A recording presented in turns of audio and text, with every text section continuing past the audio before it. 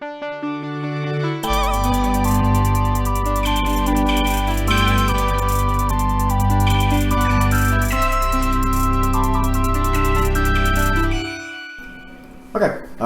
we are here this week with a special episode of the Experience Podcast. Why don't you introduce yourself? My name's Nathan. I'm a Bills fan. That's all the information we need. That's all you fucking need to know, yeah. We're going to be doing, I guess it's a live commentary. Oh, is this PG? Like, no, you can say whatever. Okay, great. I don't know why you would need to curse during this game.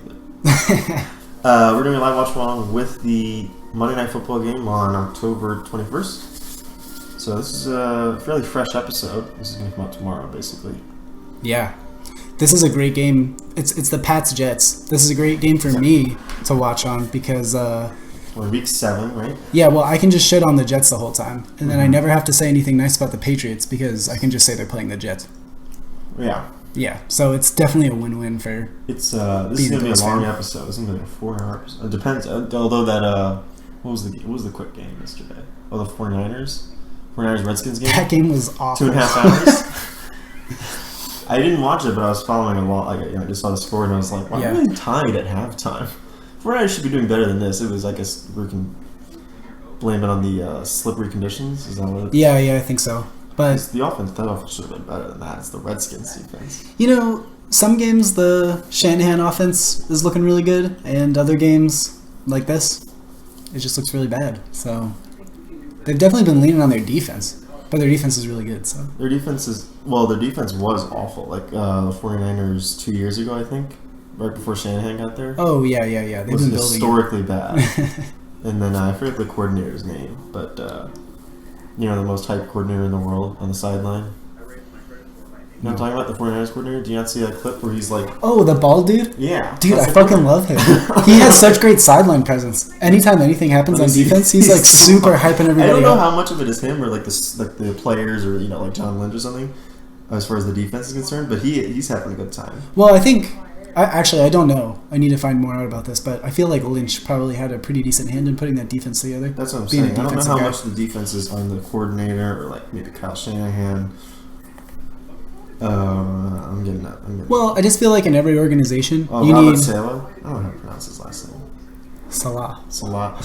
Like Mo. Yeah, he's, which I've heard like head coaching candidate kind of thing. We'll see. No, I feel like in every organization, you just need one really good offensive guy and one really good defensive guy. Well, and they can kind of be anywhere. The trend now is like you need that young offensive coordinator, young offensive guy as your head coach. And the reason that these like the owners, they've interviewed like owners and GMs about it. And it's like if you have him as your coordinator, someone on the team just snatches him up as their head coach. Yeah, that's true. That's the term. That's why like there's no. I mean, Vic Fangio was like the buck to the trend, right? But everyone else, you need your Matt LaFleur, you need Cliff Kingsbury. I don't know. Bills are doing really good with Sean McDermott. No, I like he's Sean a defensive McDermott. guy, yeah. He is. He's the other guy that completely... The Bills were, like, laughable 3 years ago on defense before he got there. Oh, yeah, that's because Rex Ryan took it over. He tried to run a 3-4. Yeah. We talked about that. 3-4s aren't real. It works fine. Sometimes. You have to have the right personnel, I feel like, to make a 3-4. I feel like that's just a culture thing. Although Rex Ryan was like, I'll be a head coach, right, on Twitter like a week ago. He shouldn't be a head coach. I watched some of the stuff on ESPN and I'm like, what are you saying? I think he just likes yelling. Yeah, he does like yelling. When I worked for the NFL, Anthony Munoz was telling me a story when Rex Ryan first started as the Bills head coach. Mm-hmm. They like met up for something. I don't know what. But apparently he was super excited about the defense. And he kept dropping the F-bomb. And Anthony Munoz is like a really, upright individual, very, I don't know, just like good Christian values, things like that. So Rex was just dropping the F-bomb like every fifth word. And Anthony Munoz was like, I'm so uncomfortable right now. He goes to McDonald's and drops the F-bomb. I want an effing McDouble. Yeah, he probably does go to McDonald's a lot. Good. Okay, well, I didn't mean get to those jokes, but I was just saying in his everyday life. I don't know. All right, my predictions for this, I think the Jets keep it within one score until the fourth, and then I have no idea what's going to happen next. I think this is a blowout. A blowout? Yeah. Why? I think last week was like Sam Darnold's back. Let's all have fun. I think the Patriots figure it out. Okay, but let's be real for a second. Sam's played 2 games so far this year. Week 1 was against the Bills. and I mean our defense is great. A good Bills defense, yes. And he played fine. He was fine. Not enough to win the game. Also enough to throw a 13-point lead. I think it was. He still makes mistakes. Like even last week in Dallas, which Dallas, by the way, has its own issues. Although they looked good last night. Well, yeah, they destroyed Philly last night. Philly I honestly didn't see that coming. coming. On it with issues as well. Yeah, it's kind of who has the biggest issues carousel. It's the circle of suck, if you will. But I just think that New England, Russell's Darnold's feathers a bit today. I think he still makes a lot of mistakes. Well, okay, here's my question, just to make sure we're on the same page. Was the Giants game a blowout? Giants against who? Pats last week. No. Because if that's not a blowout, this game's going to be better than that one, for sure, right? Yes, I think the Jets are more competent. I still don't trust Adam Gase. I mean, we talked about that. Oh, yeah, no, Adam Gase. Which, by the way, what is that AFC East thing of just hiring other teams' coaches? Like the Rex Ryan, now we're doing Good Adam point. Gase. I've noticed it hasn't worked very well. So maybe they shouldn't do that. I think it's because they want intel on the other teams. Hiring Rex Ryan from the Jets to the Bills? Well, no, see, the thing with Rex Ryan was he's the Pats killer. Yes. He's not a great coach, but he has I think he has an over 500 record against the Patriots. I think he's like 5-4 against the Patriots or something like that. Over 500. Oh no, he has to have more than that because he was there for like what, 6 seasons, 5 seasons. I don't know. So it has to be more than that plus playoffs. So it's probably actually might be like I don't know.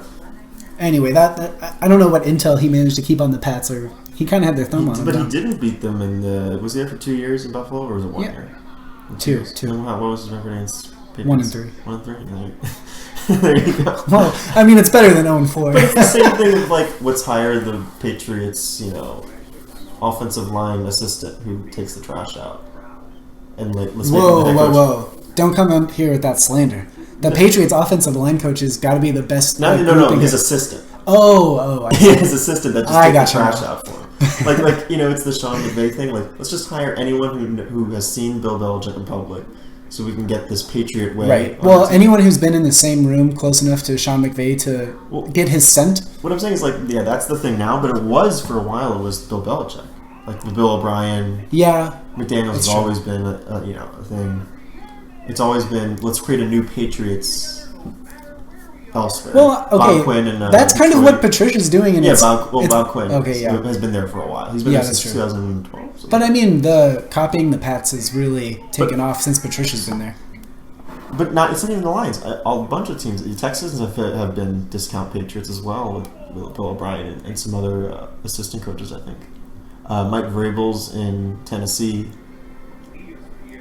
I don't know. They're not running it as close as how the Pats organization is, though. The Lions are really emphasizing that let's copy the Pats.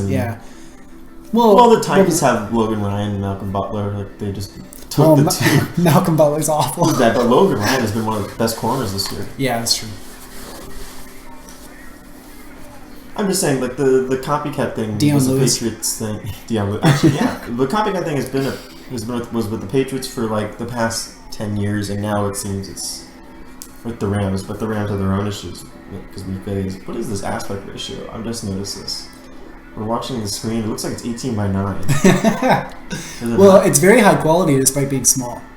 It is. It looks fine. Yeah. It doesn't matter. I mean, I can see it fine. Yeah, we'll figure it out. Eyes. We can move the sofa closer. I don't think I've seen the Monday Night Football intro song in a while. I don't think anything will ever match up to Sunday Night, though. Sunday Night is such like a party. That's the song. That actually gets me hyped to watch the game. I have been waiting all day for Sunday Night. So it was the intro song. That was the aspect. The 18:9. Yeah. Remember, we're just doing a podcast tonight.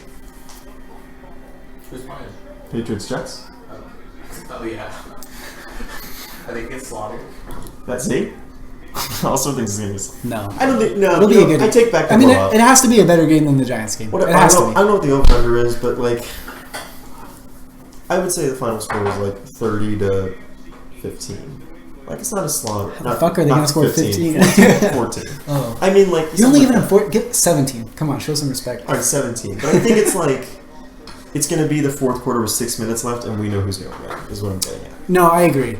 I'm not taking the Jets' money line, you know what I mean? I'm not going to be, like, biting my nails, halfway through the fourth quarter, like, oh, crap. I mean, just The even... Jets are going to get slaughtered? My predictions? Go ahead. Because Tanner needs to get on every episode of the podcast. I do need to be on every episode. This is Tanner. I think you've heard of him. Yes.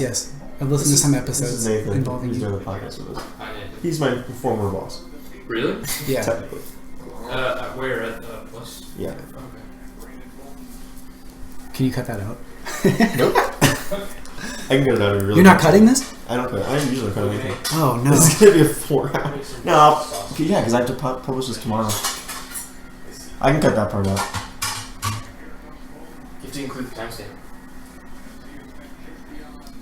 I may need to get my laptop charger too. At some point, it's not gonna last 4 hours.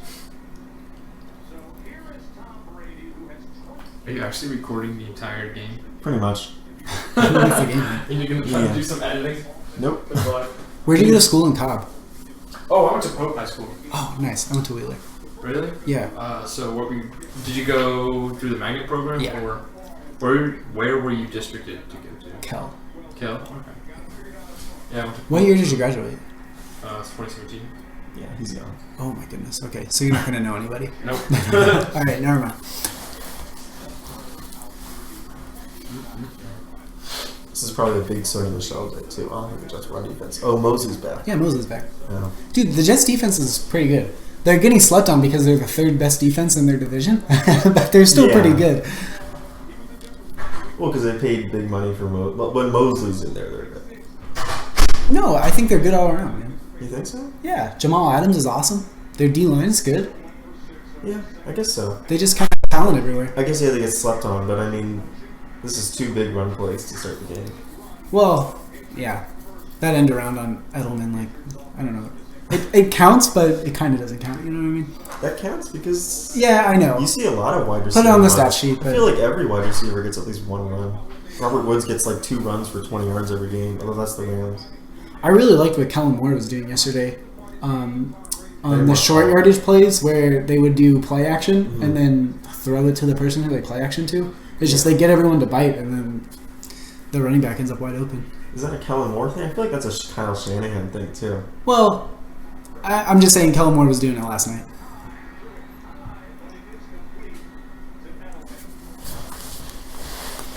The other thing is like most of the Patriots wide receivers are hurt. Right? Yeah, but when does that ever matter? Gordon, it doesn't. But like, when your top receiver is what's his name? The rookie is returner. Oh, Jacoby Myers? No, the other guy. The other guy. What do you mean by top receiver? Edelman's right there. I know. Oh, who's the new fullback? Oh, they got a fullback? Yeah, because their backup full. So James Edelman went on IR. Yeah. Then their practice squad guy, who had like this big. Oh my God! Wait, Ben Watson's actually there? Yeah, so I didn't see that. So they re-signed Ben Watson. Well, I saw their 2 tight ends. Because what's his name? Matt Lacoste. Yeah, and Izzo. Izzo's out? Izzo's out. I Yeah. didn't think so. I thought, maybe he's just out, but Lacoste is on IR. Yeah. Or Lacoste, I don't know. But Ryan Izzo, I think, was like questionable. I guess he's not. He's out. Wow. Was that Ben Watson? That was Ben Watson. Ben Watson right off his hands in the bad spot. Didn't realize what the play was happening. He forgot he was running around. There was that play, Kalen Balazs was like the worst. Yeah, this is like, it hits him right in the helmet. Him in the helmet. And it takes 2 seconds later, he puts his hands on it. Oh, yeah, and he comes out. Josh Campbell's like, I'm going to catch the ball next time. Kalen Balazs, who, is the the worst receiving back in the history of the NFL. There was like a play where he literally ducked. Did you see that? No. This is like some tour compilation of like him trying to catch balls but failing. There's one where he runs like this, just like this curl route out of the backfield, and he like literally ducks when the ball gets thrown to him. Like he bends his head forward. It's like, oh no. I think the only situation where ducking at the ball coming to you is worse is going to be if you're playing goalie. Yeah. But this is like he was open. It wasn't even like there was a guy on him. There was a guy, he was being guarded, but the ball was, he could have caught it if he hadn't touched. It was an easy catch. If you want to talk about